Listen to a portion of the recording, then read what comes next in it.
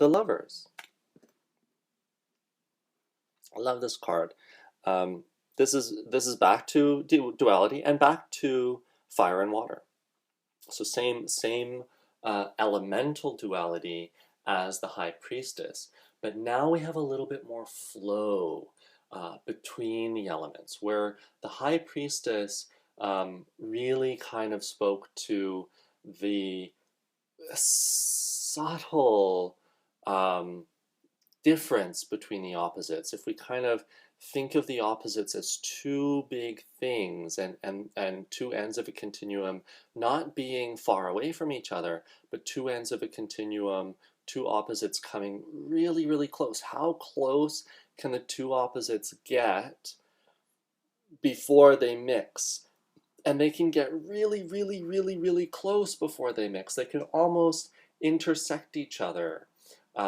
They can almost intermingle while still being separate. That's the High Priestess. It's that, how close can two opposites become, and how narrow of a space between the opposites can we enter while still keeping them separate. The Lovers then, though, are, now they mix, now they merge, now that tension between the two opposites that they never really get to meet, that tension is now abolished. The Lovers now, the fire opposites, fire and water mix, and they're harmonious, and they dance with each other, and they're still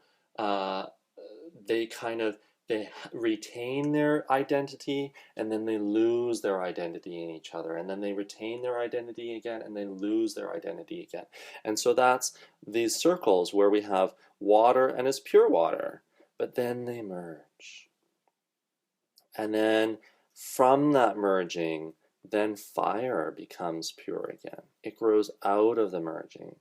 And then it merges again with water, and then water, pure water, emerges out of the merging of fire and water. And so there's a dance around and around and around the fire and the water.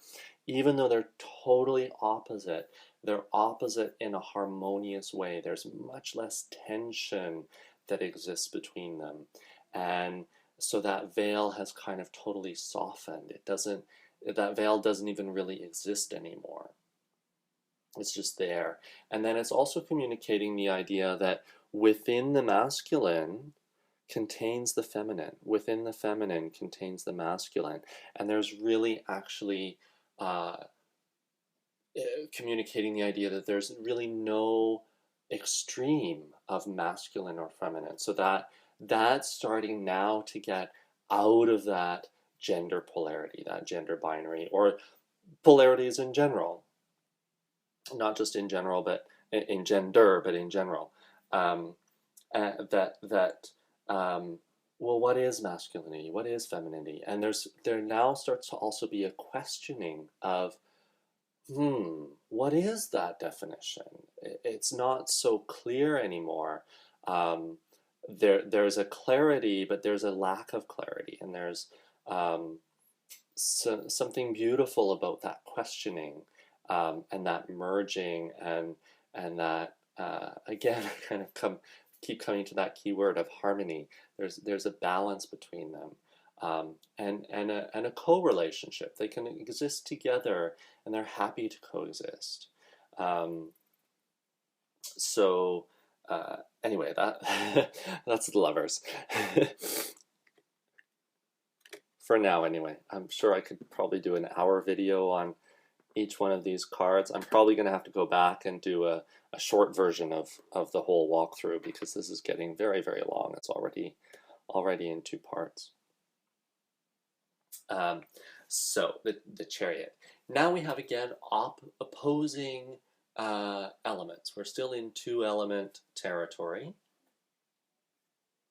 and we've got opposing elements. So where fire and water are kind of volatile opposites. They're really they don't mix. Fire and water don't mix, but they do. They do in the lovers. Um, but there's a volatility. There's kind of a power in the mixing of fire and water that is evidenced in the lovers. There's always a power in mixing opposites, but in the volatile nature of fire and water, there's a volatility there for sure. Whereas in the chariot, we now have a mix of earth and air, and they're also very opposite, but from a more vertical opposition. So we can kind of think of fire and water as being laterally opposite, right? Water on one side, fire on the other, and they're laterally opposite. They're kind of equal in density, or almost equal in density, between action and feeling. There's a tension that exists that pulls across the two opposites. The opposition of air and earth, air is light. It has much less weight than fire or water, and it's more subtle.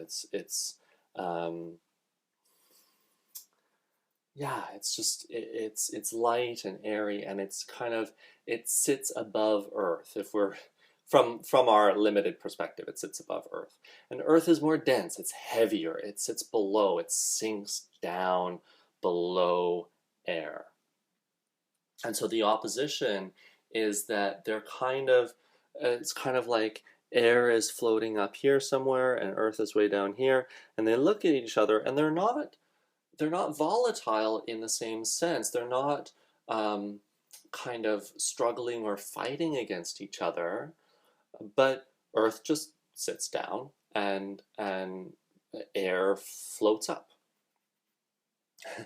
So there is an opposition there, and but it's kind of less tense.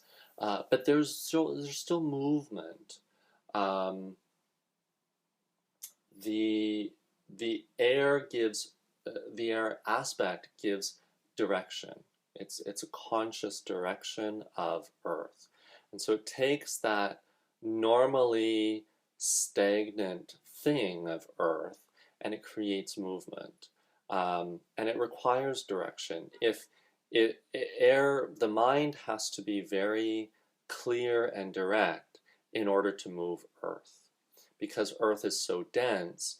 The direction, it has to be very focused, and if it's not focused enough, Earth will just stand still, or at least in our limited perception of it.